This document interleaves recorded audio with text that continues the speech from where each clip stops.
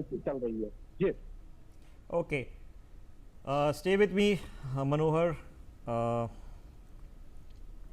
Here we are. Chances of survivors are pretty much nil. Wing Commander Duggal is joining us. Wing Commander Duggal, are you able to hear us, sir? Are you able to hear me?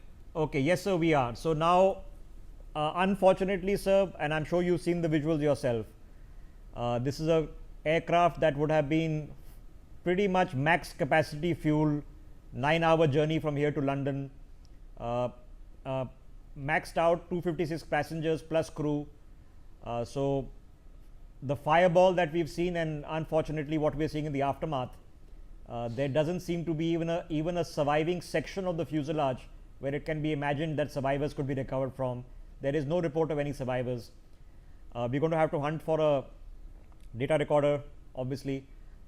The infamous black box, which is actually an orange box, that will have to be found. It will have a transponder with which you can find it.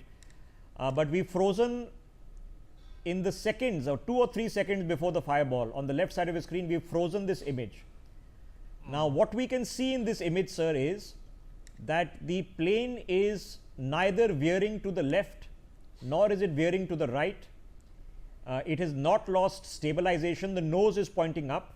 I can clearly see both the engines still attached to the aircraft. Whether they're operating or not, we can't tell, obviously, but they're attached to the aircraft.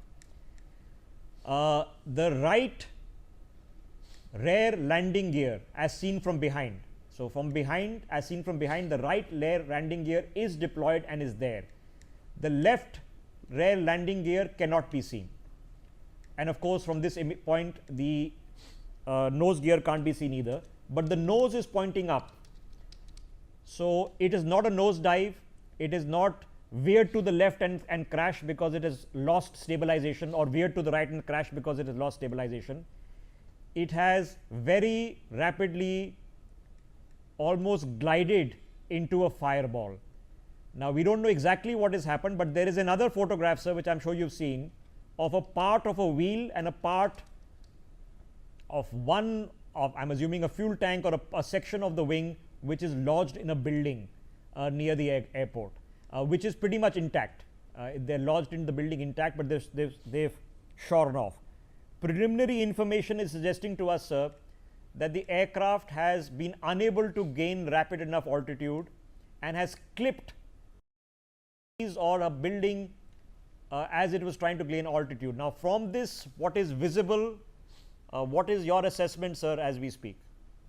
See, Mr. Rishabh, what you have just narrated is going to be very important part of the court of inquiry or the inquest which will follow now. These observations, though you may feel that they are, preliminary, they are actually going to be the starting point of all the inquest and inquiry. One more thing you must notice also is how stable that is appearing to be, and it is giving a feeling as if it is just sinking down. It is just about sinking down. No, there is no crash, and of course your point is right that the fuel tank is full, 8 to 9 hours journey.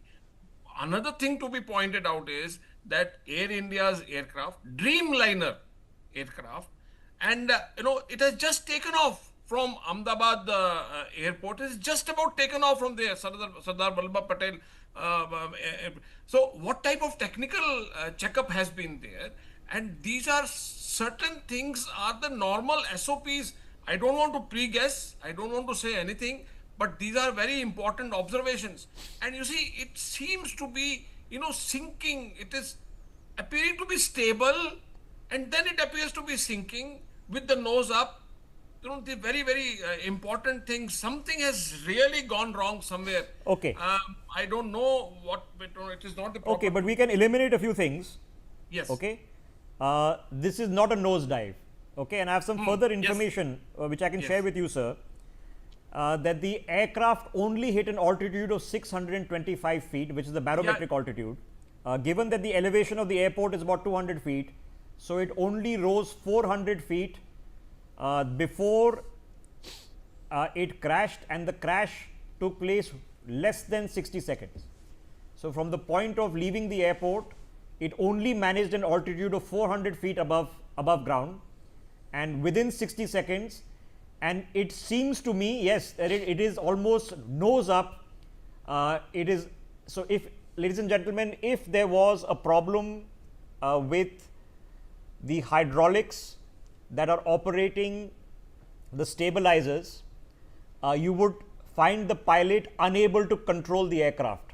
It can go immediately nose down, which is what has been reported with the Boeing Max aircrafts, that suddenly they would go into a nose down dive, or you would see it start veering to the left dramatically or veering to the right dramatically, because the pilot has lost hydraulic control. His cockpit joystick does not have control of the aircraft, in which case the pilots can attempt to maneuver the aircraft with the left and right engines.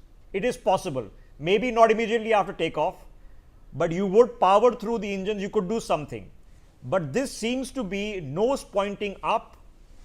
It is not nose diving, it is not veering to the left, it's not veering to the right, it's almost gliding into a crash, like it has simply lost all power, that there is no thrust in this aircraft.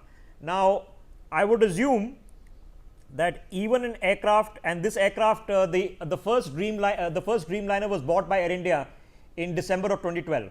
So these are all young aircraft. Aircraft can fly for 30-40 years. So these are all relatively new aircraft. The exact age of this aircraft, of this specific one, I do not know, but the Dreamliner fleet of Air India is about 10 years old. Now, what is obvious at this point of time is that the pilot did not have power.